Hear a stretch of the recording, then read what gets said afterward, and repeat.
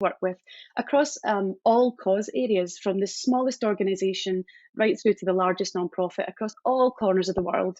And you'll see some names on here. We work with WWF, UNICEF, UNHCR, Greenpeace, but we also work with some very small organisations that are really just starting out. And so I hope this gives you a sense of the scale of the solution. So we can support from the very smallest nonprofits to the INGOs that operate in multiple countries.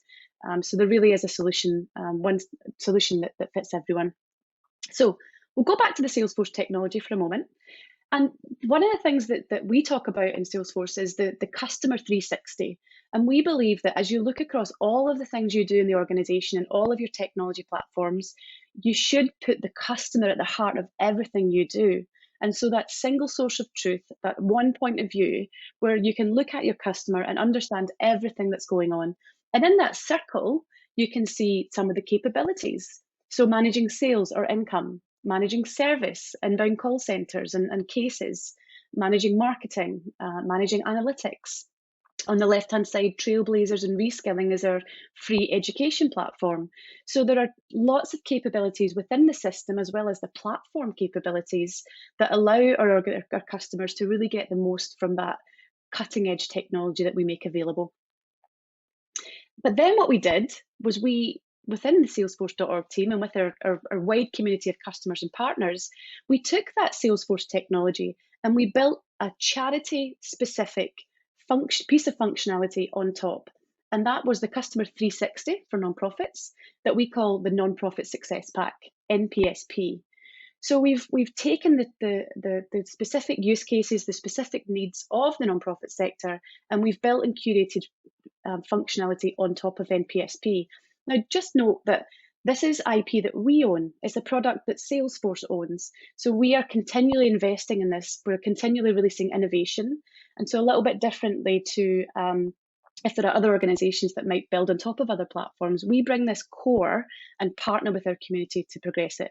It does everything from fundraising to engagement to program management.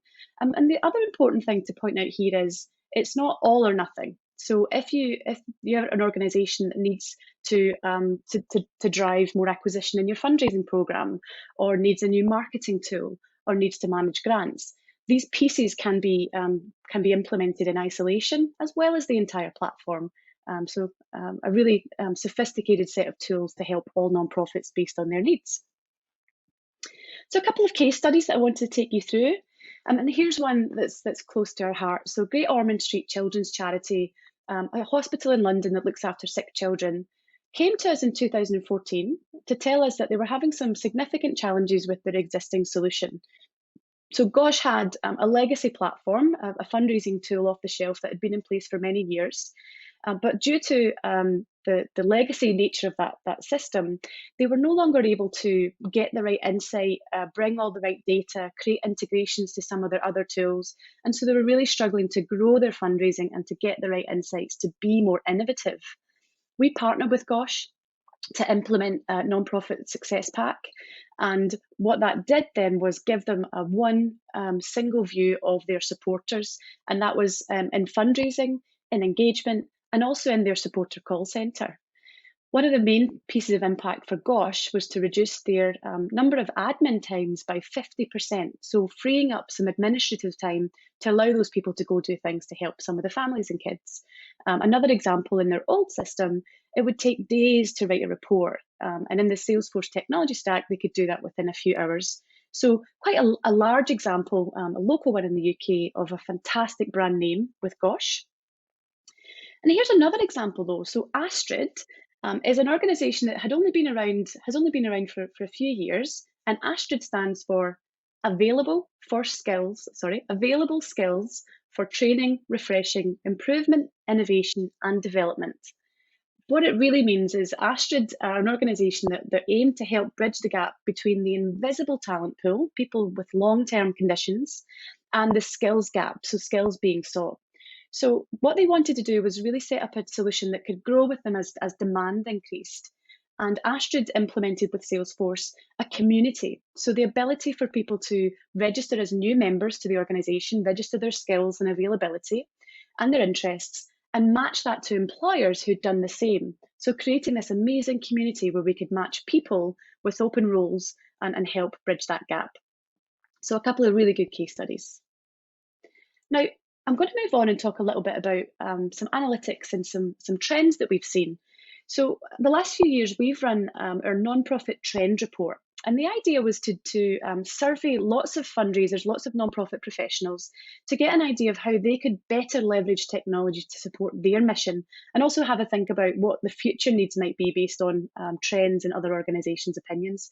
So in 2019, we surveyed over 700 nonprofit professionals, all across all sorts of disciplines, different causes, different countries. And here are some of the things that we learned. Nonprofit organisations are seeking meaningful constituent experiences, and that's not new.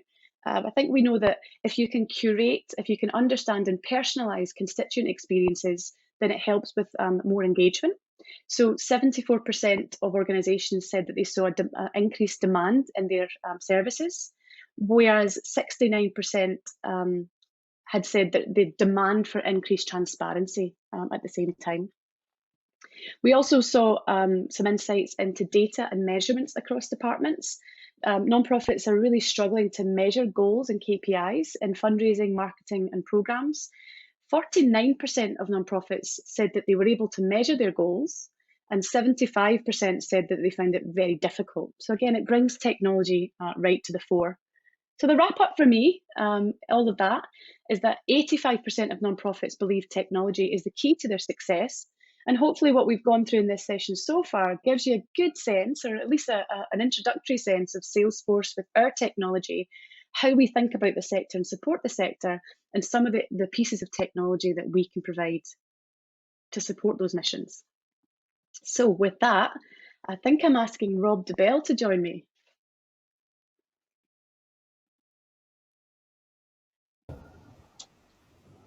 Hey, Leanne. Rob, how are you? Yeah, it's been a day, Busy. But hey, it's chase.livesteam, right? And in keeping with that, it's our job to try and innovate and to show some leadership in the sector, to try and deliver a virtual conference. And if the digital let us down a couple of times, our culture is such that we'll learn from that and we'll rock it tomorrow. So yeah, here we are, eh? Well, it's great so far. I was just worried that my cat or my toddler might come in, but I didn't have to deal with Wi-Fi today. So I wanted to thank you and the Hart Square team for putting this conference on, Rob, and thanks so much for inviting us to be a part of it. But you were going to give us a bit of insight into, well, I think it's fantastic, a new resource that the Hart Square team are just releasing today. Could you give us an overview of the guide? Absolutely, and yeah, I mean, you know us, but for people who don't, we're a consultancy that operate exclusively in the sector, in the third sector, and have done for a long time.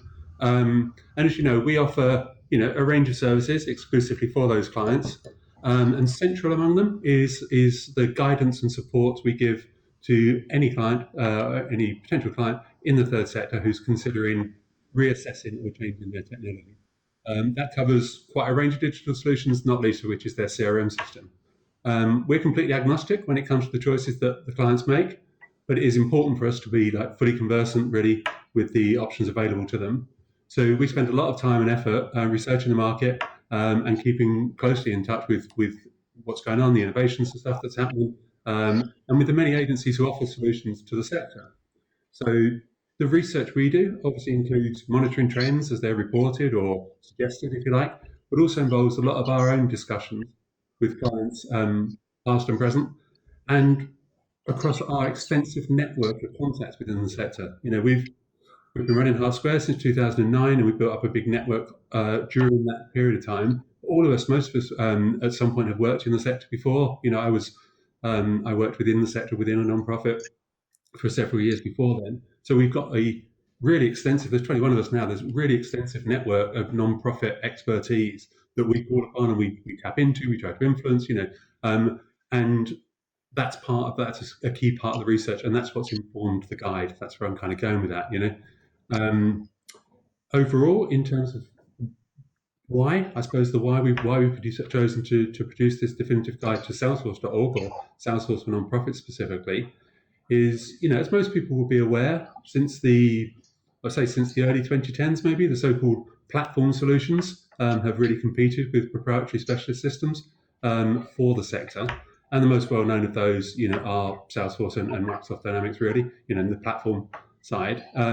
We look across the piece, we see the strengths, we see the weaknesses of both platforms and proprietary offerings, and we work hard to help our clients or help any client to choose the right solution model. So we delve quite deeply into most of those solutions that are available. What we've found over the recent years, I suppose, is that whilst we've learned and understood a lot about how Salesforce.org approach the sector, and we consider it to be a really strong proposition for nonprofits, this isn't something which the sector as a whole has necessarily embraced to the extent that we expect it to or thought it would. So we decided to dig a little further, really, to kind of sense check our own perceptions, make sure we're able to continue to give our clients the best advice. So that was the kind of the genesis of the idea for the definitive guide, which is our overview of the whole Salesforce.org proposition, and is intended to inform and to help the sector make really good decisions and ultimately achieve the best outcomes that we're all, and I know you guys are very deeply committed to the principle of customer success. It's what we're all about, and that's exactly what we're here for. So essentially then, the guide itself covers the core Salesforce technology, the specific proposition for nonprofits, the partner network, how that operates, and the app exchange. There's some other bits as well, but those are kind of the four pillars really that they kind of come together to form what you guys describe as the nonprofit cloud. And that nonprofit cloud is the opportunity, ultimately, which is available to nonprofits who want to evaluate and assess Salesforce as their CRM provider.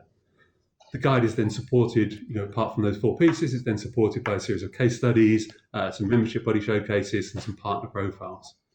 So really what we've sought to do is to evaluate some of those perceptions and comments that we've picked up across our networks, specifically or primarily looking at hearing some of the more negative of them, to assess them against what we've experienced and what we understand about Salesforce.org, and to try really to shine a light on the reality of the proposition.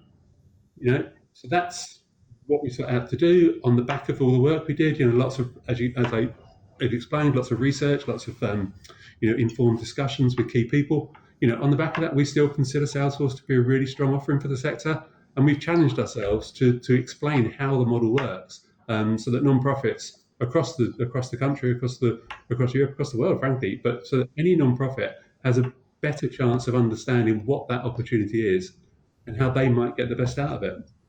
So that's what gets us here today. That's to launch the Hart Definitive Guide at our own chase.livesteam conference as part of your plenary discussion. And I'm chuffed to bits to have been invited to take part in it with you. And yeah, we'll be making it freely available to everyone within the sector who might have an interest in it. Yeah, and I love the guide, Rob. I think you and I have already talked about it. As I read through, I was sort of like, oh, this reads really well. There's lots of very very transparent reviews in there, and all of the things that you found. So hopefully this session today and also the guide, the aim was to demystify Salesforce, because there are so many different things to really understand how it all pieces together. And one of the things is, as the guide begins, you talk about the different viewpoints that you'd heard from organisations in the sector, the good and the not so good. Can you explain those, and then, because that's what the guide sort of goes on to demystify?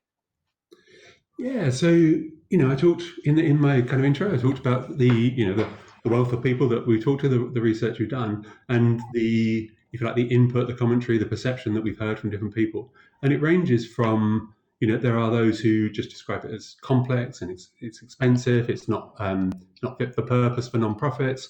There's lots of components, and each has its own running cost, and it's you need to be Stephen Hawking or somebody to get the best out of it. And then, as with everything, there's obviously a whole range of opinion, but that goes across really to a significant number of people and experts who actually think that the proposition is outstanding, and show a kind of passion and dedication to that proposition and to the sector and to the overall piece, not just the technology, but how the whole model works. The guys from some of the Salesforce partners, the SIs and the ISVs, the system implementation partners and the independent software vendors who are part of this ecosystem, their commitment to the cause, plus their knowledge and expertise in the technology, really, really drives them. and it takes them to a level that we talk about when we talk about strategy, and we talk about the what's, the hows, and the who's, and all that stuff. But it really is about the why that really makes a strategy what it beneficial to any organization. And with that Salesforce ecosystem, we can kind of see and feel the why. It really is because there are believers. So yeah, so it's that really wide range is what we saw, and at the end of the day, right, no one's right and no one's wrong. It is about people's opinion, but it means that there is a really strong proposition there, and we wanted to try and help more people understand it. I love that. That's great, and good to just be transparent about the things that you'd heard. And I think that the partner network, I've heard people say in the past, can be confusing. Like, we at Salesforce see it as one of our biggest value propositions, because we talk about the Salesforce economy, the number of jobs that will be created around the Salesforce infrastructure over the next sort of 10 years. People can self-train for free. People can join programs like the Supermums programs. There's this amazing wealth of experience. How would you describe the partner network to those that are not familiar with it? I think probably the key is not to be confused by it. Essentially, the partner network is like you guys at Salesforce.org, with the technology, having your trained expert implementation teams, and it's you can deal with peaks in demand. You can use different expertise across different, depending on the requirements of particular clients. Some have strengths here, some have strengths there. So it's like having this really diverse, massive, technically brilliant team of not just developers, but project managers, BAs, architects that you can call on, as and when your clients need it. So rather than thinking of them as separate organizations, I mean, of course they are, their own identities and everything, but thinking of it as they are the team to deliver the technology that Salesforce developed, I think for me, helps to kind of cut through some of that, oh, what do I talk to, where do I go, who does what, or anything like that. And ultimately Salesforce.org do underpin the proposition. So, as we know, implementation partners work through the implementation and a bit beyond, of course, but then Salesforce continue that relationship as well and really, like I say, underpin it. So that's how I see it. Yeah, I love that explanation. Thank you. And then we've even got on top of that, you'll hear other things like the Power of Us Hub. I talked about 47,000 change makers, nonprofit professionals that come together in the community.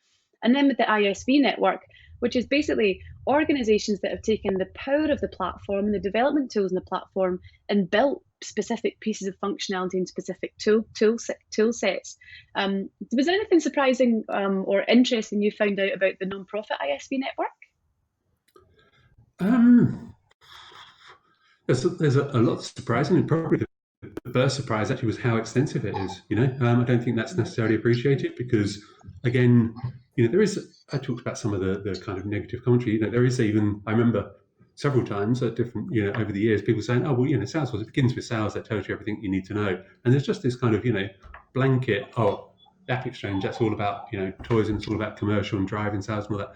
Absolutely not. If you go into the App Exchange, you can see the partners they're there, the ISV network is there, and these are tools that really do help, actually, not even just in the CRM side, but across the businesses, across the business functions of any nonprofit. And the investment that the ISV network has made in coming up with these kind of leading edge, built in this, everyone talks for years about the risk of integration. That's just taken out of the equation. So you can have a best of breed, highly targeted specialist tool that is basically plug and play. Yeah. Now, don't get me wrong. Obviously, nothing's quite plug and play anymore, right? But you know what I mean. That is Yeah. de-risked in that sense. And like I say, the work that they've done and the investment they've made to build on the platform is phenomenal. Yeah, but one of the things I love about the ISV network is if you see a tool that you think could be powerful and impactful for your organization, a lot of them you can actually try for free. So just install in a Yeah. trial site or on your own site and use those.